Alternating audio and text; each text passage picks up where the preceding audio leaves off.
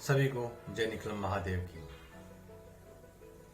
बड़ी खुशी की बात है, आप सब लोग मेरे वीडियो को पसंद कर रहे हैं और प्रसन्नता का विषय भी है कि अपनी जो भारतीय पद्धति है साधना, वह सभी लोगों को मेरी राय में करना चाहिए। क्योंकि जो स्वामी निखिलेश्वरानंद महादेव जी ने जो दीपक जलाए हैं ज्ञान के द्वारा साधना के, वह अब बुझने नहीं चाहिए। क्योंकि हम सभी जानते हैं कि तंत्र अपने आप में महत्वपूर्ण प्रक्रिया होती है। तंत्र के माध्यम से ही आदमी उच्चता से उच्चता की ओर पहुंच सकता है, अगर सदगुरुदेव का आशीर्वाद हमें मिल जाए तो। आप जहां तक हो सके प्रयास यही करें कि सदगुरुदेव के चरणों में बैठें, उनसे ज्ञान प्राप्त करें और ज्यादा से ज्यादा दिव्य साधनाएं प्राप्त करें। मैंने कल आपको बताया था कि तंत्र के माध्यम से बहुत कुछ संभव है। आज हम बात करेंगे कि तंत्र के अचूक प्रयोग कौन कौन से हो सकते हैं जो आज तक कभी भी फेल नहीं हुए, सार्थक हुए ही हुए हैं। जो तो जीवन के प्रत्येक कार्य की सिद्धि के लिए तंत्र का सहारा लिया जा सकता है। मैं भी कहूँगा आप भी लें। छोटी छोटी साधनाएं हैं, उनके भी करने से हमें बहुत अच्छे अच्छे परिणाम सामने आते हैं। कहते हैं ना, नाविक जो नाविक होता है, नाव चलाने वाला, नाविक की तीर दीखन में छोटी लगे काज करे गंभीर। ये हकीकत है और ये सदगुरुदेव की कृपा ही है जो हमें वहां तक ले जाए तंत्र क्षेत्र में, और सारे कार्य हमारे पूर्ण रूप से सिद्ध हों। और इससे घबराने की जरूरत नहीं है। अगर कुछ साधना में गलत भी हो जाता है या बीच में साधना छोड़नी पड़ती है तो उसमें कोई दोष व्याप्त नहीं होता है। जिस प्रकार एक सारी विद्याएं हैं अलग अलग, उसी प्रकार ये विद्याएं हैं तंत्र विद्याएं। तंत्र विद्याओं के माध्यम से ही आदमी आज ऊंचाइयों की ओर अग्रसर हो रहा है। और आज हमारे ही देश में नहीं अपितु जहां भी देश देखेंगे आप, चाहे वह चाइना हो, चाहे वह अमेरिका हो, चाहे वह जापान हो, सभी इस क्षेत्र में बहुत आगे और अग्रसर हो रहे हैं।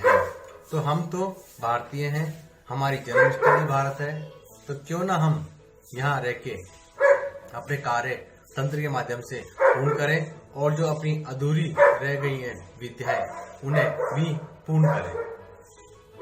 आप समझे कि सदगुरुदेव आशीर्वाद मिल गया तो उनके चरणों में बैठने सौभाग्य प्राप्त करें और उस सौभाग्य से ही आपके भाग्य के द्वार खुल जाएंगे। मैंने पहले ही बताया है, सदगुरुदेव कृपा इसमें बहुत जरूरी है। और मैं जहां तक तंत्र को समझ पाया हूं, मैं बता रहा हूं कि आपको इस तंत्र में 12 प्रकार के कार्य पूर्ण रूपेण होते ही होते हैं। तो 12 प्रकार के कार्य बहुत ही उच्चकोटीय कार्य हैं, संसार के अद्वितीय कार्य हैं जो हो जाते हैं आपके तंत्र के माध्यम से। ये साधनाएं किसी योग्य गुरु से ही लेनी चाहिए। तंत्र सार एक ग्रंथ है, उन 12 कार्यों का उल्लेख अलग मिलता है। उन 12 कार्यों में आप तुरंत तंत्र के माध्यम से करते हैं तो निश्चित सफलता की ओर अग्रसर होते ही होते हैं और सफलता आपको मिलती ही मिलती है। और आप ये कार्य करके अपनी लोकप्रियता भी प्राप्त कर सकते हैं। जहां तक मैं समझता हूं, आपको ये साधनाएं करनी ही चाहिए। घर में रह के आप आराम से कमरे में बैठ कर सकते हैं। इसके लिए आपको किसी शमशान में जाने की जरूरत नहीं है, किसी मंदिर में जाने की जरूरत नहीं है, किसी पहाड़ पे, पर्वत पे, नदी के पास जाने की आवश्यकता नहीं है। बस गुरु आशीर्वाद लिया और अपने साधना के क्षेत्र में आगे बढ़े। बस ये बात केवल गुरु जाने और आप जाने। कहते हैं ना, मैं और मेरी सदगुरुदेव की बातें, मैं जानूं या वो जाने, इतना ही होना चाहिए। ये मेरे सदगुरुदेव भी मैं कहता हूँ।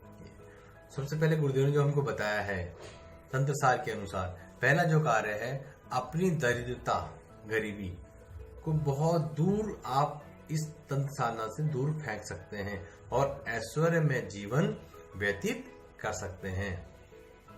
दूसरा मैं बताता हूँ, शरीर में समस्त रोगों को दूर करने और पूर्ण आरोग्यता प्राप्त करने हेतु तंत्र साधना बहुत सी सफलता देती है। किसी को भी तुरंत अपने वश में कर लेना और उससे अपनी इच्छा अनुसार कार्य संपन्न करवा लेना, ये भी तंत्र में साधनाओं के माध्यम से होता है। चौथा, पारिवारिक जो कलह है वो दूर कर सकते हैं। पति पत्नी में अनबन हो तो वो मधुरता में बदल सकते हैं और पूर्ण वैवाहिक सुख प्राप्ति प्राप्त कर सकते हैं। अगर योग्य गुरु है तो वह आपको ये बता सकता है कि तंत्र के माध्यम से, साधना के माध्यम से आप अपना ये कार्य कर सकते हैं। पांचवा आता है, भूतों को वश में करने से उनसे मनवांछित कार्य करवा लेना संपन्न। भूतों को वश में करके, भूत कोई डरावनी चीज नहीं, जैसे एक वर्ग है, इंसान वर्ग है, भूत प्रेत योनियां हैं, ये सब योनियां हैं, इसे आप कर सकते हैं, इसमें डरने की आवश्यकता बिल्कुल भी नहीं है। और छठा आएगा, किसी को भी देखते ही उसका भूत भविष्य वर्तमान बता देना, ये भी तंत्र साधना के माध्यम से होता है। सातवां आता है, भूमि में कोई धन गड़ा हुआ है तो उसके बारे में पूर्ण जानकारी आपको हो जाएगी और आकस्मिक धन प्राप्ति के योग बन जाएंगे, ये भी तंत्र के माध्यम से संभव है। और आठवां, शत्रुओं पर प्रहार करने की क्षमता और शत्रुओं को अपने अनुकूल बनाने की क्षमता और मुकदमे में सफलता प्राप्ति की चीजें, यह तंत्र के माध्यम से संभव है आज भी। नौवां, शून्य में से कोई भी पदार्थ किसी भी प्रकार का प्राप्त कर सकते हैं, उपयोग में ले सकते हैं, अपना कार्य सिद्ध कर सकते हैं। 10वां, राज्य में प्रसिद्धि प्राप्त करने के लिए, व्यापार में वृद्धि करने के लिए, नौकरी में प्रमोशन के लिए, राजनीति में सफलता प्राप्त करने के लिए आप तंत्र का सहारा ले सकते हैं योगी गुरु के आशीर्वाद से। महाविद्या को सिद्ध कर आप सिद्ध योगी बन सकते हैं।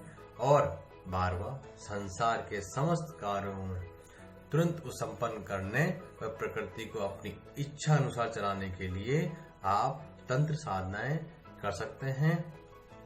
और भी कुछ विशेष सिद्धियां होती हैं, वे सद्गुरुदेव सानिध्य में ही होती हैं और वहीं रह के उनके पास वह कार्य आप संपन्न कर सकते हैं। लेकिन सर्वप्रथम और पहला कर्तव्य यही होता है शिष्य का कि वह अपने सद्गुरुदेव के अनुकूल रहे, श्रद्धा, समर्पण, विश्वास वह हमेशा सद्गुरुदेव पे करता रहे, तभी आप इस क्षेत्र में आगे बढ़ सकते हैं। और फिर तंत्र सिद्धि जो होती है वह कैसे प्राप्त होती है? बैठकर साधना करने को तंत्र सिद्धि नहीं कहते हैं। गुरु सानिध्य में शक्तिपात दीक्षा लेकर आप अगर उनके चरणों में बैठते हैं, उनके बताए हुए स्थान पर बैठते हैं, तो आपको तंत्र के क्षेत्र में सफलता बहुत जल्दी मिल जाती है। क्योंकि कहा गया है कि किसी भी क्षेत्र में गुरु का और मार्गदर्शक का निपुण होना आवश्यक है, क्योंकि मार्गदर्शक ही अगर अपूर्ण है तो वह आपको पूर्ण नहीं कर सकता। इसलिए क्षेत्र में पूर्णतः अपने सिद्धहस्त आचार्य हो या तंत्र की प्रारंभिक क्रियाएं और बारीक क्रियाएं जो आपको सिखा सके, वही सद्गुरुदेव कहलाते हैं और उन्हीं की देखरेख में ये कार्य संपन्न करना सही है। और एक बात और आवश्यकता है जानने की कि तंत्र साधना कैसे की जानी चाहिए, मंत्र का उच्चारण किस तरह से होना चाहिए, नियम, दिशा, अन्य मुद्राएं किस प्रकार से संपन्न की जानी चाहिए, तंत्र प्रयोग को प्रारंभ करते समय साधक का मुंह किस ओर होना चाहिए, काल कौन सा निश्चित होना चाहिए, अनुभव और रोमांच कौन कौन से आते हैं, और ये सब सद्गुरुदेव पहले ही आपको बता सकते हैं क्योंकि वह अनुभव सिद्ध होते हैं। जब तंत्र पूरी तरह से सीख लें तो उसका प्रयोग किस प्रकार से किया जा सकता है, यह भी वह गुरुदेव आपको बताते हैं और आपके सारे दोषों को मिटा के नवीनता की ओर अग्रसर आपको करते हैं, वही सद्गुरु कहलाते हैं। तंत्र की बहुत सी साधनाएं हैं जो मैं आगे आने वाले वीडियो में बताऊंगा और मैं आपको सद्गुरुदेव कृपा और जल्दी कैसे प्राप्त हो यह भी मैं बताऊंगा। आप देखते रहिए, मेरे वीडियो को सब्सक्राइब करते रहिए और अपने जानकार लोगों को भी बताइए। तंत्र से भागने की आवश्यकता नहीं है, डरने की आवश्यकता नहीं है। बहुत ही नवीन ढंग से और बहुत ही सुचारू रूप से किया गया कार्य को तंत्र कहते हैं। मैं आपसे कहता हूँ, बार बार कहता हूँ, आप बिल्कुल भी भय ना खाएं और सद्गुरुदेव शरण में जाकर ये साधना सिद्ध करें, क्योंकि कलयुग में तंत्र की महत्ता बताई गई है। तो दोस्तों कल मैं फिर मिलता हूँ आपसे। जय श्री निखिल महादेव की।